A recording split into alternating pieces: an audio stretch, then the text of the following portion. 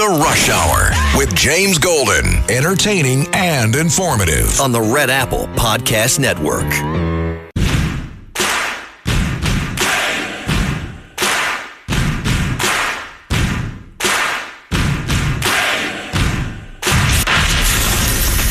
Attention Ditto Heads.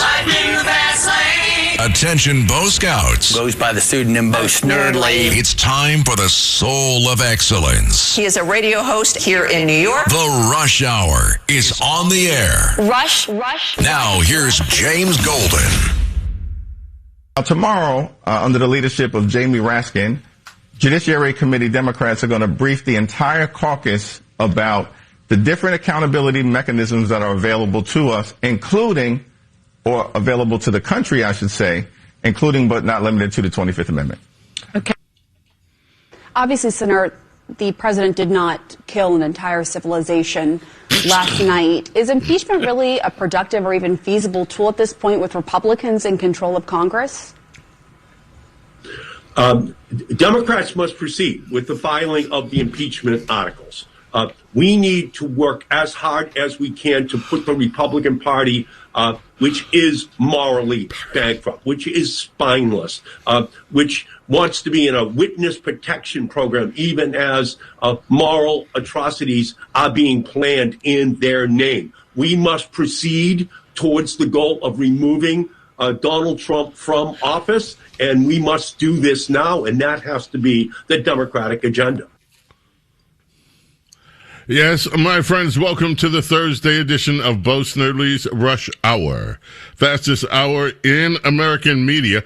We have a treat in store for you today. See, with James Golden and America's Princess of Policy, Princess Di. She is in the house during the weakness. Well, no, that didn't sound right. During the greatest greatness of the week. Not the weakness. She's here. Her Highness, Her Royal Highness, her beautifulness, her wonderfulness and analysis that you won't hear anywhere else. Our very own Princess Diana is in the houseness during the week. Welcome, Princess Diana. Well, thank you, Sir James, the Duke of Democracy. It's always wonderful to talk to you.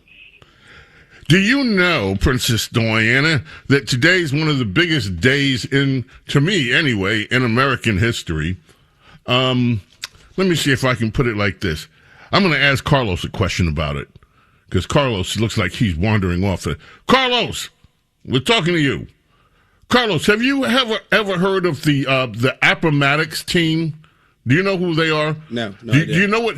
Do you know that the Grants and the Lees played and the Grants won on this day during the Appomattox? Do you know what I'm talking about? The Appomattox game? No idea. No idea. Thank you. Like a sports event? Well, kind of. Not quite. On this day, Princess Diana, April 9th in 1865, the Democrats, the Democrats surrendered their army to the Union. Robert E. Lee surrendered to Ulysses S. Grant at Appomattox Courthouse, which, by the way, that courthouse itself has an amazing story, but I can't spend time with it right now. And you Democrats will be glad to know the Democrats are still fighting. Even though they lost the war, they're still fighting all these years later. Their Confederacy. They don't know about it because the Democrats torn down all the statues and all of the that memorialize those important events. So there's no surprise that no one knows about it. Exactly right. They have tried their best to take the history of all of it out from public view. Some of us still know anyway. Carlos, I need you to find something from yesterday. It was Cut 18 yesterday. Lawrence O'Donnell of PMS Now, or PMS NBC as it used to be called. Let me know when you have it, please. You have it. Princess Diana, yesterday, I wanted to play this, but I said I was going to hold it. Just in case we had the pleasure, which we do, thank you very much, of speaking with you today. It is a commentary from Lawrence O'Donnell about a civilization. You know, Democrats are beside themselves. You heard at the open, Hakeem Jeffries. They're going to use the 25th Amendment. They're having a briefing tomorrow. Did you know that? The Democrats are having a briefing. And Jamie Raskin, is it Ratskin or Raskin? Anyway, Jamie Raskin is going to brief them on the 25th Amendment, which is complete idiocy since they don't have any mechanism to implement the 25th Amendment. But they don't. I mean, this is... I can't get over how dumb this is.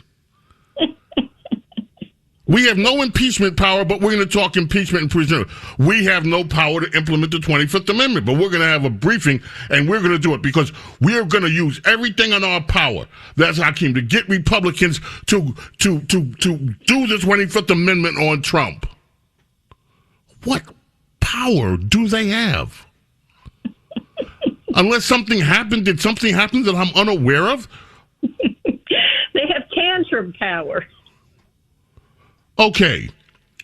So, you had that. They're all upset because Donald Trump made a comment about Iranian. Tomorrow could be the day. Whole civilization might die. Might never come back from the ashes after this one. Boy, we're going to hit them hard. Their whole civilization. And these people had a cow. And they're still having a cow. This is Lawrence O'Donnell from PMS NOW. PMS Now. It could not be more tragically clear now that a whole civilization has already died. The whole civilization, beginning with the model of the British Parliament, leading to the first independent American government formed under the Articles of Confederation, followed by the Constitution that wrote the presidency into existence, and nearly 250 years of the American presidency, all of that whole civilization forming the presidency died with the elevation of Donald Trump to the presidency a second time. Princess Diana, all civilization has died. The civilization from Great Britain. He forgot the Romans, by the way. He forgot the Greeks. He forgot everything else that led up to, but I veer aside. All civilization that brought us the American presidency has died. Princess, what do you say? It's dead. Well, he also went on to say that this is why the 25th Amendment was written. And he basically said it was written for this day when the Democrat leader of the United States Senate, Chuck Schumer, could credibly say the president is ranting like an unhinged madman. He also said that the 25th Amendment was written for yesterday, speaking of Easter, at 8:03 a.m. That's when Donald Trump delivered his Easter greeting to the world that included a promise to commit war crimes on Tuesday night.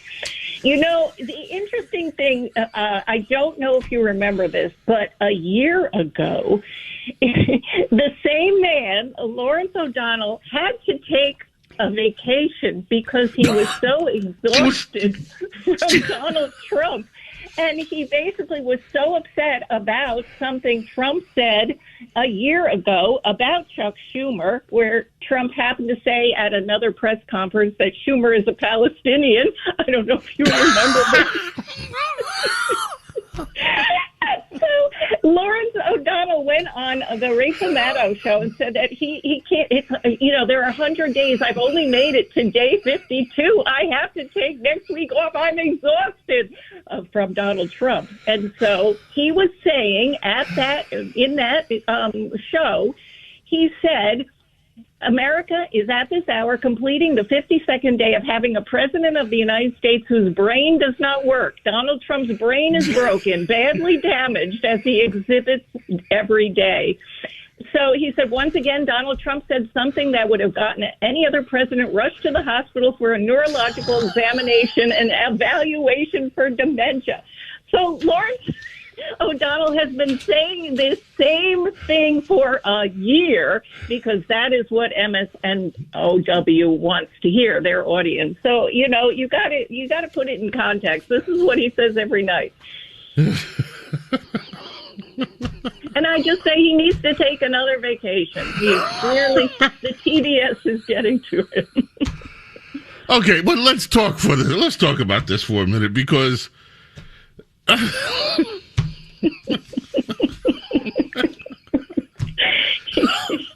haven't seen. First of all, did you hear that? Did you hear this setup? Pam Brown over at CNN. Carlos, we played that first over the open. Let's find the cut that we played first. It was Pam Brown over at CNN. I think talking with one of them, Jeffries or somebody. Was it Jeffries? Here we are. Tomorrow, under the leadership of Jamie Raskin, Judiciary Committee Democrats are going to brief the entire caucus about the different accountability mechanisms. It was the second one. It's with Ed Markey. Listen to the opening of her question. Here it Obviously, is. Senator, the president did not kill an entire civilization last night. Is impeachment really a productive or even feasible tool at this point with Republicans in control? That's all I wanted to hear. Obviously, Donald Trump didn't really kill an entire civilization. He was going war crimes. The president said he's going war crimes. 25th Amendment. He said. Well, you remember that this was the same reaction in the first term with Trump and his big red button with Little Rocket Man. And so you remember the reaction. They were sure. I forgot. No, I had forgotten about that. And that was the same hysteria because he basically, was able to back down Little Rocket Man, who was threatening the world with nukes. And Trump simply put on social media, I got a big red button on my desk too, but mine works. And the media had the same, he's going to kill us all, he's going to get us killed, he's crazy, he's deranged, whatever. So, they clearly are, do you remember Rush used to talk about the laser pointer and the cat? Right. Trump is able to get a reaction like a person with a laser pointer is to a cat who's going to chase the red laser every time it's pushed, the button is pushed. And so they cannot get over who Trump is. We're all kind of familiar with him by now after 10 years of how he operates. And so, most of us are just willing to let him cook. Let him do what he needs to do. The communication is often not to American audiences, but to the bad guys. And it clearly brought Iran to the table. I want to also, James, thank you so much for yesterday and your show yesterday in which you excoriated the left for rooting for the enemy. And it needed to be said, and you said it so well. And I just wanted to thank you for your wonderful words yesterday. Well, thank you. Yesterday, I lost it. I was almost thinking about apologizing today because I was just... No. And I didn't intend to. It just came out. I've been holding it in. These people, they honestly do. Princess, they make me sick. They make me... Yes. You get these people that are actually have the audacity to go on social media with their dumb asses and put videos of themselves rooting for Iran to capture our troops. Yep. What kind of... Do you know in any other... I don't even want to say it because every time I think about some of these people... Yes. And you said it very effectively and you spoke for all of us. Do you know what would have happened in World War II had some American person come out and said pretty much what that woman said? I don't even want to imagine. It would not have gone well for them. It would not have gone well at all. Because there was a time when in America that was not tolerated. James Golden, Snerdley. Princess Di's here. Don't go away. Rush. This is The Rush Hour with James Golden. Bo Snerdley.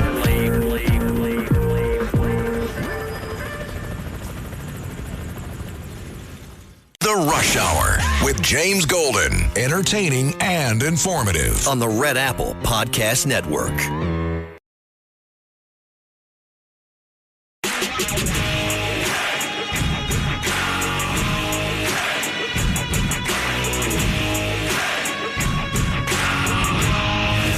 James Golden, known popularly as Bo Snerdley. This is The Rush Hour with James Golden. Rush.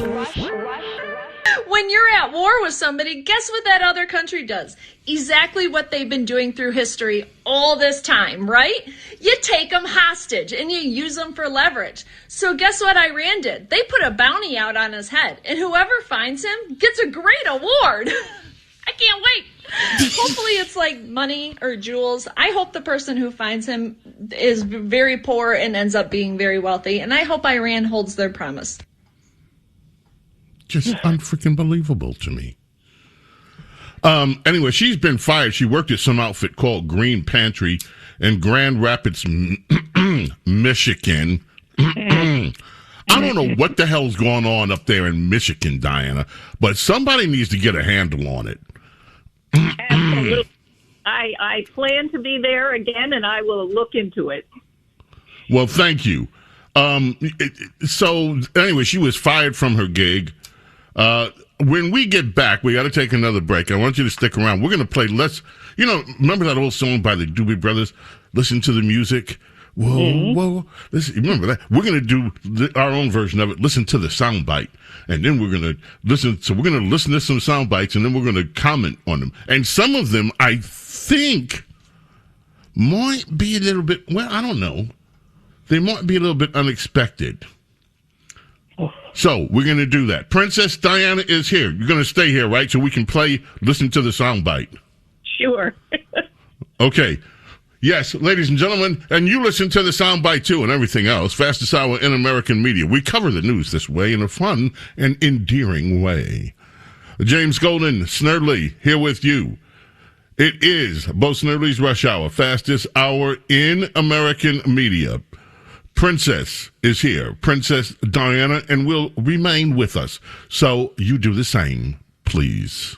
The Rush Hour with James Golden. Entertaining and informative. On the Red Apple Podcast Network.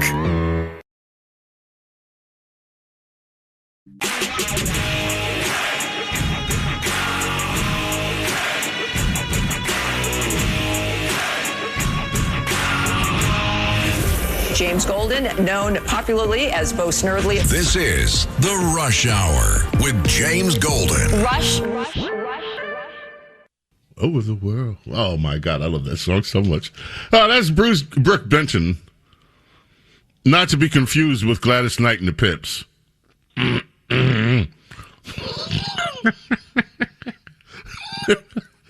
It's time to listen to the sound bites with Princess Diana. Princess. Yes. All right, let's start with this one. The guy's name is Hassan Piker. This is Dana Bash, Cut 18, talking about Hassan Piker. Here we go. Here's Dana some of Bash what he actually has said about the depravity of the October 7th terror attack, the deadliest day for the Jewish people since the Holocaust. Quote, "It doesn't matter if effing rapes happened on October 7th. Like, that doesn't change the dynamic for me. The Palestinian resistance is not perfect." Now, let that sink in. Hassan Piker is excusing sexual violence by Hamas terrorists. He also claims Hamas is, quote, 1,000 times better than Israel. Hamas is a designated terror organization, not just by the U.S., but by the EU, Canada, Australia, New Zealand, just to name a few. And here's what Piker said about the horrors of September 11th, 2001.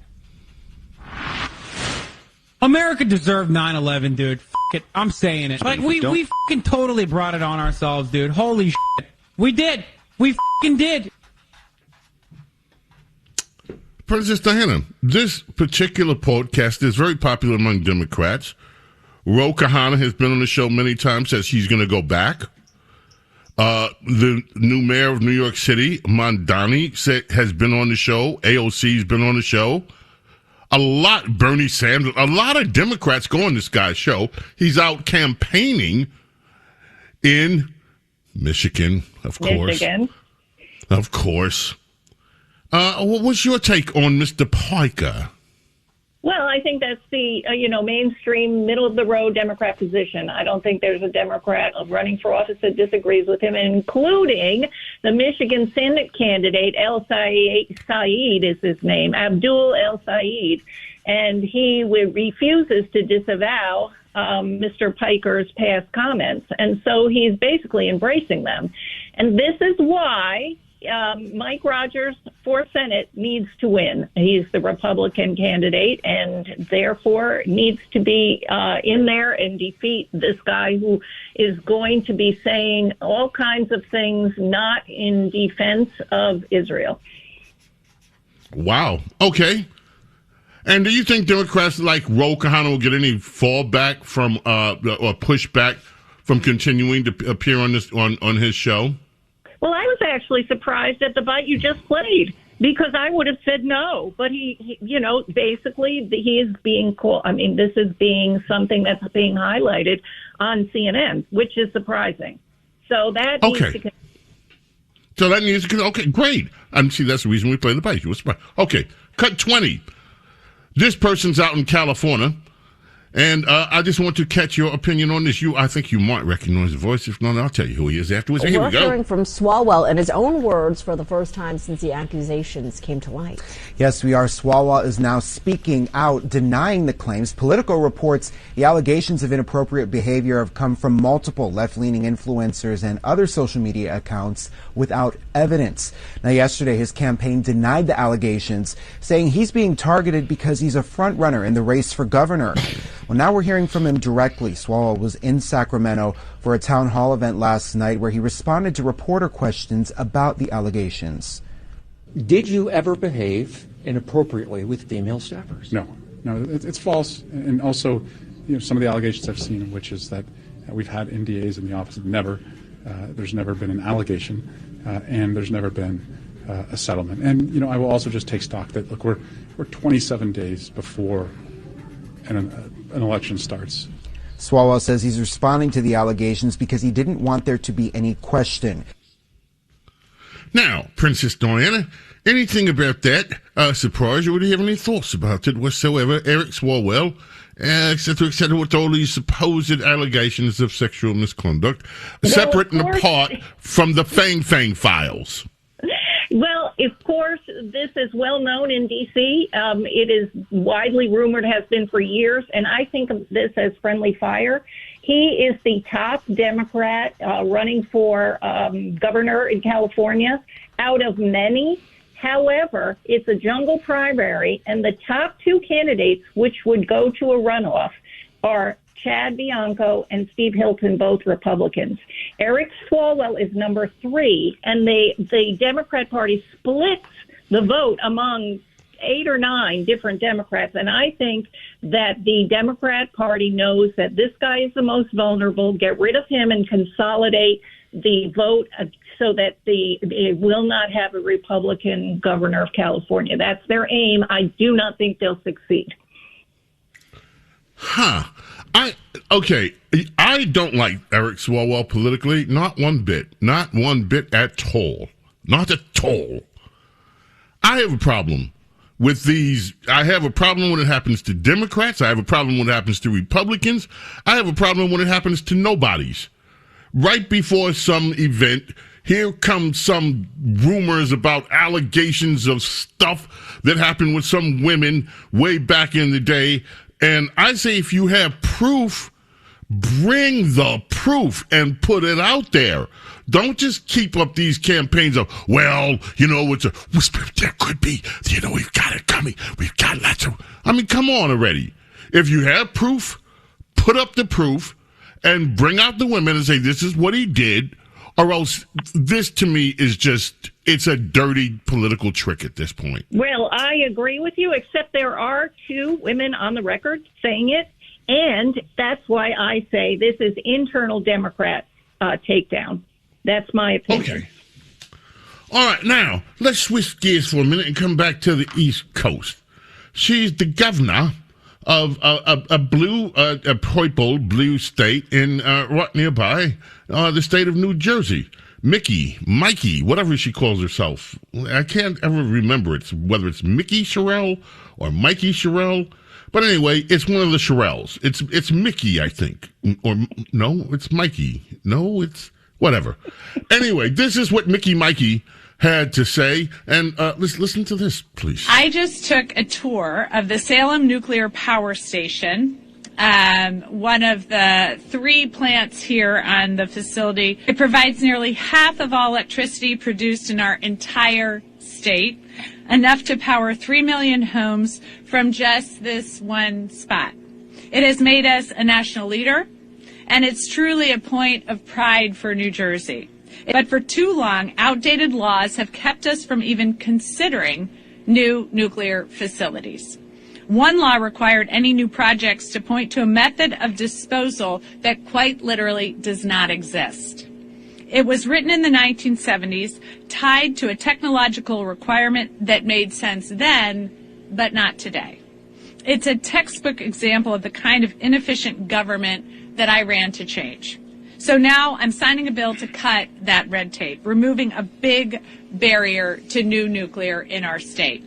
This bill requires projects to use safe, cutting-edge storage methods instead, methods that have been used thousands of times in over 35 states for the last 40 years with a 100% safety record. Wow. Any thoughts? Okay, we got him. Okay. That is fantastic. And that seems to be the opposite of what the Virginia governor is doing, who immediately after campaigning on, affordability and moderation went hard left. And so New Jersey governor appears to be wanting to do, as she says, cut electric bills, which would be a first for a Democrat governor anywhere. Well, since you mentioned that, how about this? Ma'am, earlier this week, there was a poll-up that had your numbers a little unfavorable, and then your predecessor, Glenn, was making a podcast run earlier this week to taking a couple jabs at you. I guess overall, on your numbers, what do you attribute that to, and then what would you say back to Glenn? I would say, if everybody hated me, why is everybody putting my face on their mailers for the referendum?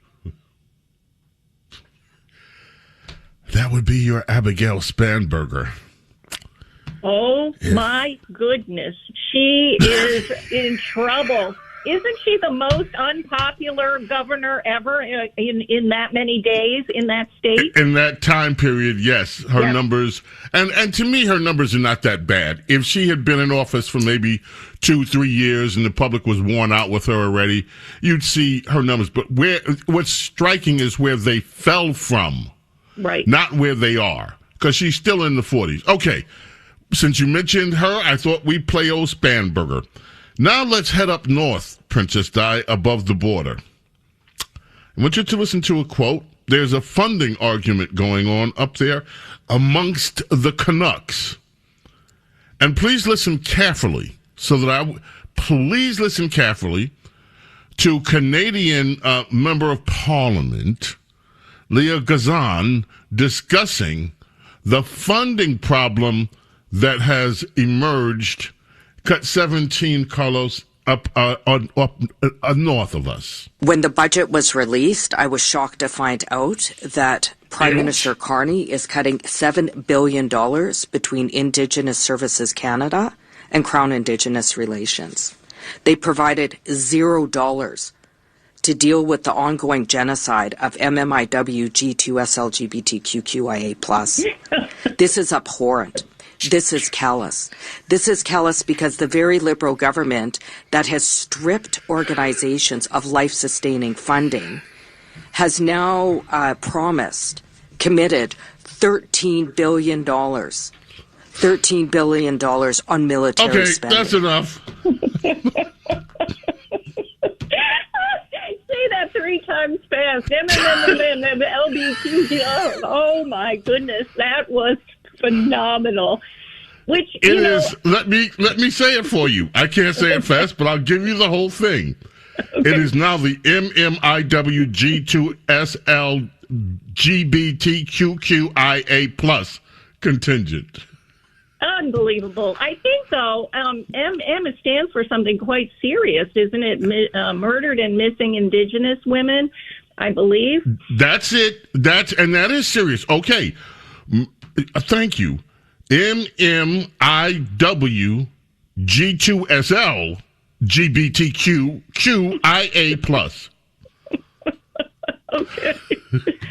Oh, my goodness. You know, that kind of reminds me back of Lawrence O'Donnell and how he was so upset when Pete Hegseth, the Department of War, said no man left behind. And Lawrence O'Donnell of MS Now basically said that was politically incorrect because there are women. It could have been a woman who was rescued from behind enemy lines. So the political correctness crowd is in full force.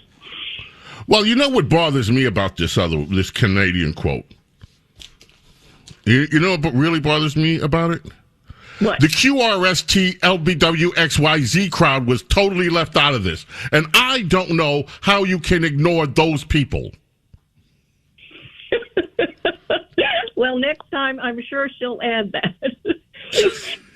You know, one day we need to talk about, speaking of Canada, the euthanasia fad that's going on up in Canada, paid for and encouraged by their health care plan. It is abhorrent and horrible. Did you see what happened in Australia last month? Tell me. Did you see what happened in Australia last month? I might have. Tell me. A young woman, I believe she was in her very young 20s, or I believe she was over 18, I think, your very young 20s. Now, it's a horrible story. She had been gang raped. She was dealing with the repercussions, but her family tried to prevent it. She said she just couldn't carry on anymore. And the family fought it. They fought it. But she was lethally taken out. And the procedure, when I read the procedure, it's no different than what happens inside American prisons when that pesky little needle gets put in criminals' arms and they go to sleep. It was the 3-step process, but this was a big deal, and euthanasia, and down there, she's a young woman in her 20s, just said, I'm tired, and they assisted her taking herself out. That is happening in Canada up and down, and it is just horrific to have it be state-sponsored. It's just awful. I find it unbelievable what is taking place in certain quarters. Okay, now we don't have time for all three of these today, but I want to play one since you brought this up. And cut 12. Dr. Oz was on Folks with Brett Baer. We have two other cuts we won't get to today, but I want Princess Darnett to hear the first one and react to this one. Here we go. I've never been on this, but dozens of young, just hyper-prepared individuals. There were drones and planes and these trucks they could drive through, gates that they were able to blast through, and no one got hurt. And they stunned these folks in pre-dawn hours, and they were one of 7 hospice owners that were shut down yesterday. To put that in perspective, in the prior 4 years, the governor of California had shut down 4 hospices. We shut down 7 in one night. And I'll get news for you today, Brett. Let's announce and make it clear, everybody, we've shut down already, just in the last 10 weeks, 221 hospices in California. Oh, wait, in the state of California, 220. Yeah, in Los Angeles. Not even the state, in Los Angeles. So we're able to dramatically accelerate. Okay, stop it right there, Princess, in the interest of time, because we got to get to a break. What do you think about that? I think it's wonderful, and as you know, I have been cheering J.D. Vance as fraud czar, looking into all of this. And today it came out that Gavin Newsom knew all about it, the documentation from the whistleblowers and the internal documents in California that he was informed of this fraud and did nothing. He signed on anyway and gave them the money. Good grief. Well, Princess, that comes to the end of our little journey. Listen to the sound bites. Such a treat to have you during the week. So wonderful. It's so great. The Duke of Democracy at it again. Well, thank you, Princess Diana. We'll look forward to hearing on Saturday. You and I, God willing, will check in with each other on Saturday morning. Wonderful. Thank you so much. Thank you, Princess Diana. James Golden and Snerdley, keep it right here. Don't go away. Rush. This is the Rush Hour with James Golden. Bo Snerdley.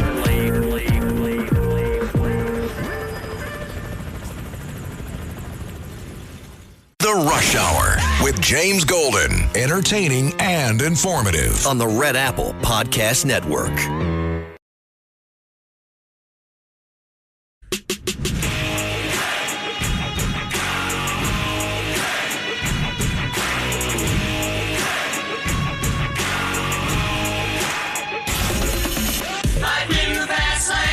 It's the Rush Hour with James Golden. Goes by the pseudonym Bo Snerdley. Rush. Now, here's James Golden. Yes, ladies and gentlemen, on this day, in the year 1969, Randy Kane of the Delphonics passed away. Randy, one of the originals of the Delphonics, along with Wilbert and William Hart. Major Harris would be in the group later. Major Harris, what a beautiful group. Part of the Philly sound.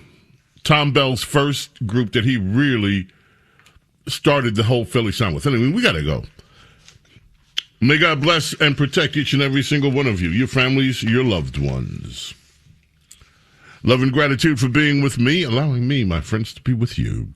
God willing, we will be back. I can't believe it. Already, we will be back for the Friday edition of Bo Snerdley's Rush Hour. It's like we just got started. Anyway, in the meantime, in between time, until then, God willing, when we will be back, I bid you adieu. Bye. Thanks for listening to Bo Snerdley's Rush Hour.